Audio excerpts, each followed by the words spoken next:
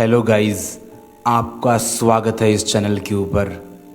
Guys, आप assume करो कि आप आपके शहर के सबसे पॉश इलाके में रहते हो।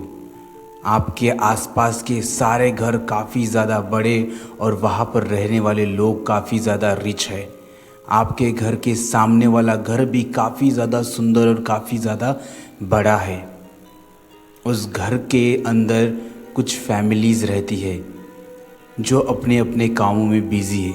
आप जब भी आपकी बालकनी में खड़े होकर अगले वाले घर को देखते हो तो आपको सब कुछ नॉर्मल लगता होगा। लेकिन क्या होगा अगर आपको एक दिन पता चले कि आपके सामने वाला जो घर है वहाँ पर रहने वाले लोग नॉर्मल नहीं, बल्कि वो जो लोग आपको हर सुबह शाम दिखते हैं वो लोग नहीं, दरअसल लोगों की आत्माएं हैं। गाइज, आज की कहानी ऐसे ही एक टॉपिक के ऊपर बेस है। आज की जो कहानी है वो हैदराबाद के सबसे पॉश इलाके कुंदन बाग कॉलोनी से है। गाइज, उस कुंदन बाग कॉलोनी में एक ऐसा घर है जिसने उस कॉलोनी के आसपास के लोगों की रातों की नींद उड़ा दी है। उस घर की इतनी भयान हॉरर हिस्ट्री है जो आज मैं आप लोगों को इस वीडियो में बताने वाला हूँ। इस कहानी में आज हम उस घर की हॉरर हिस्ट्री के बारे में जानने वाले हैं। तो चलिए अब इस कहानी को शुरू करते हैं। लेकिन उससे पहले आप ऐसे ही रियल हॉरर स्टोरी सुनने के लिए इंटरेस्टेड हो तो इस चैनल को सब्सक्राइब कर लो। तो अब कहानी शुरू करते हैं।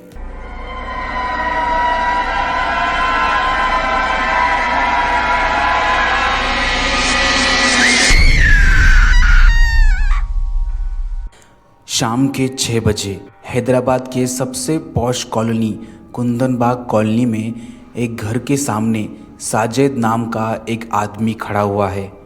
वह पिछले कई दिनों से उस घर की तरफ नज़र टिकाए बैठा हुआ है क्योंकि वो घर उसका अगला टारगेट है। वहाँ पर वो चोरी करने वाला है। इस वजह से वो कई दिनों से उस एक घर की तरफ नज़र टिकाए बैठा हुआ था। ऐसे ही एक दिन साजिद अपने प्लान को अंजाम देने के लिए उस घर के सामने खड़ा हुआ। जैसे ही उस घर की लाइट्स बंद हुए तो साजिद धीरे से उस घर के अंदर घुस गया और वो उस घर का हर एक कोना ढूंढ रहा था, हर एक कोना देख रहा था, क्योंकि उसे लग रहा था कि इस घर के अंदर उसे काफ़ी ज़्यादा सामान, गहने, हीरे मिल जाएंगे। इस वजह से वो घर के हर एक चीज़ों को देख रहा था। थोड़ी देर देखने के बाद साजिद को अचानक किसी की आने की आहट महसूस हुई तो वह जल्दी से कबर्ड में जाके छुप गया। उस सीढ़ियों से नीचे एक औरत आई जो कि घर को पूरी तरह से देख रही थी। उसे ये एहसास हुआ था कि कोई उसके घर के अंदर घुस चुका है। तो उसने कई जगहों को देखा तो उसे कोई भी उस घर के अंदर नहीं दिखाई दिया। तो इस वजह से वो किचन में चली गई पानी पीने के लिए। तो ये मौका देखकर साजिद उस कबर्ड से बाहर आया और उसने तो नीचे सारा जगह देख ली थी तो इससे कुछ भी नहीं मिला। तो इस वजह से साजिद ने, जो औरत उस सीढ़ियों से नीचे आई थी, तो उसी सीढ़ियों से वो ऊपर गया और उसे लगा कि शायद इस घर के जो हीरे जवाहरात थे वो मुझे ऊपर मिल जाएंगे। तो इस वजह से वो ऊपर चला गया। तो जैसे ही साजिद ऊपर गया तो उसे एहसास हुआ कि कोई तो दरवाजे से बाहर आ रहा है। तो इस वजह से साजिद एक जगह पे आके छुप गया। साजिद काफ़ी परेशान हो गया था क्योंकि उसे बहुत वक्त से इस घर के अंदर कुछ मिल भी नहीं रहा था और बार बार लोग आना जाना कर रहे हैं। तो इस वजह से साजिद ने अपनी जेब से चाकू निकाला। फिर उसने ये सोच लिया कि अब चाहे कुछ भी हो जाए मैं ये चोरी करके ही जाऊंगा, फिर चाहे मुझे किसी को मारना भी क्यों ना पड़े। तो इस वजह से साजिद ने अपनी जेब से चाकू निकाला और उस लड़की के सामने आकर वो खड़ा हो गया। जैसे ही उसने उस लड़की को देखा तो उस लड़की की आंखों के नीचे पूरी तरह से काले धब्बे दिखाई दिए उसे। ऐसा उसे लग रहा था कि ये कई दिनों से सोई हुई नहीं है। गाइस जब इस साजिद ने नीचे उस औरत को भी देखा था तो उसे भी उस औरत की आंखों के नीचे वैसे ही काले धब्बे दिखाई दिए। तो साजिद ने जैसे ही उस लड़की को देखा तो उस लड़की ने साजिद को देखा। तो ये देखकर वो लड़की हंसने लगी, ज़ोर ज़ोर से हंसने लगी। उसकी काफ़ी भयानक स्माइल दी। ये स्माइल देखकर साजिद थोड़ा सा डर गया था। तो इस वजह से तो साजिद उस लड़की के ऊपर अटैक करने के लिए उसके आगे आगे आने लगा। ये देखकर वो लड़की रूम में भाग गई। तो साजिद उसके पीछे पीछे चला गया। जैसे ही साजिद ने रूम का दरवाज़ा ओपन किया तो वो देखकर साजिद पूरी तरह से डर गया, क्योंकि साजिद ने जो नीचे एक औरत देखी थी और अभी जो एक लड़की उसके सामने से गई, वो दोनों एक बेड के ऊपर मरे हुए उसे दिखाई दिए। और उनके साथ साथ एक और भी लड़की थी जो कि बेड के ऊपर पड़ी हुई उसे दिखाई दी। ये तीनों भी मर चुके थे। ये देखकर साजिद पूरी तरह से डर गया। उसने ये सोचा कि मैंने अभी अभी इस औरत को नीचे देखा था और अब ये औरत और ये दो लड़कियां मेरे सामने मरी हुई मुझे दिखाई दे रही है। ये देखकर साजिद पूरी तरह से डर गया। वो फटाफट उस घर से बाहर आया।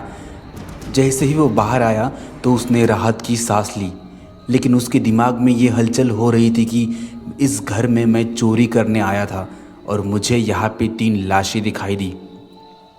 अगर किसी ने मुझे यहाँ पे देख लिया तो लोग मेरे ऊपर चोरी का नहीं बल्कि मर्डर का आरोप डाल देंगे। ये सोचकर वो काफ़ी ज़्यादा घबराहट होने लगी उसे। तो इस वजह से उसने सोचा कि मैं खुद ही पुलिस को बता देता हूँ कि इस घर के अंदर मैंने 3 लोगों की लाश देखी हुई है। तो ये सोचकर साजिद पुलिस स्टेशन चला गया। वहाँ पर उसने जो हुई घटना पूरी पुलिस वालों को बताई, लेकिन पुलिस वाले इसकी बातों के ऊपर भरोसा नहीं कर रहे थे, क्योंकि साजिद पेशे से एक चोर था और शायद चोरी के चक्कर में उसने ही इन लोगों का मर्डर किया होगा और अपना मर्डर छुपाने के लिए इसने ये मनगढ़ंत कहानी बताई होगी। तो इस वजह से पुलिस वाले भी उसके ऊपर ज़्यादा भरोसा नहीं करने लगे। लेकिन साजिद बार बार उनको एक ही बात बता रहा था। तो इस वजह से पुलिस वाले उसके साथ उस कॉलोनी में आए, उस घर में गए। और जब उन लोगों ने उस रूम के अंदर सच में बेड के ऊपर वो 3 लाशें देखी तो ये लोग भी काफ़ी ज़्यादा हैरान हो गए थे। तो पुलिस वालों को सच में लगा कि ये मर्डर साजिद ने ही किए होंगे। कुछ 2-3 दिन पहले उसने ये मर्डर किया होगा और इस मर्डर के आरोप से बचने के लिए उसने ये मनगढ़ंत कहानी बताई होगी। तो इस वजह से उन लोगों ने उस जो लाश थी उन तीनों के लाश को फॉरेंसिक में भेज दिया। और फिर पुलिस वाले उस घर के आसपास के लोगों से इन्वेस्टिगेट करने लगे। तो कई सारे लोगों ने ये दावा किया कि हमने इन्हें कल ही देखा हुआ था। मतलब कोई भी ऐसा नहीं कह रहा था कि ये जो लाशें हैं ये 3 दिन पहले है या फिर बहुत दिनों पहले है। हर कोई कह रहा था कि ये बस हमने इन्हें कल ही देखा था। तो इस वजह से पुलिस वालों को सच में लग रहा था कि ये साजिद का ही काम है। तो इस वजह से उन्होंने साजिद को अरेस्ट कर लिया और जेल में डाल दिया। लेकिन गाइस जब फॉरेंसिक रिपोर्ट आई तब पुलिस वाले भी खुद हैरान हो गए, क्योंकि फॉरेंसिक रिपोर्ट में ये था कि इन तीनों का मर्डर 3 दिन पहले नहीं बल्कि 6 महीने पहले हुआ था। जब ये बात उस कॉलोनी के लोगों को पता चली, उस पूरे कॉलोनी में डर का माहौल पसर गया, क्योंकि वहाँ पर रहने वाले लोग ये दावा कर रहे थे कि उन्होंने इन फैमिली को कल रात को ही देखा था, जो कि अपने टेरिस के ऊपर टहल रहे थे। तो इनका मर्डर 6 महीने पहले कैसे हो सकता है? इतने दिनों से हम किसको देख रहे थे? ये सोच कर वहाँ पर रहने वाले लोगों के अंदर पूरी तरह से डर का माहौल पसर चुका था। किसी को भी कुछ भी समझ में नहीं आ रहा था। जब पुलिस वालों ने उन लोगों से इन्वेस्टिगेट किया तब वो लोग कह रहे थे कि ये जो फैमिली है ये अजीब तरह से फैमिली थी। इस फैमिली में एक औरत थी और उनकी 2 बेटियां थी। इस औरत का डिवोर्स हुआ था तो इस वजह से कई दिनों से वो इसी घर में रह रहे थे। बिहेवियर भी काफ़ी ज़्यादा अच्छा नहीं था। ये बस शाम के वक्त अपनी बालकनी में घूमने आते थे। उनके हाथों में कैंडल्स हुआ करती थी और वो अजीब तरह से उनका बिहेवियर रहता था। उन लोगों ने ये भी बात बताई कि उनके घर के मेन डोर के आगे एक कांच की बोतल में खून के जैसा लाल रंग भरा हुआ है।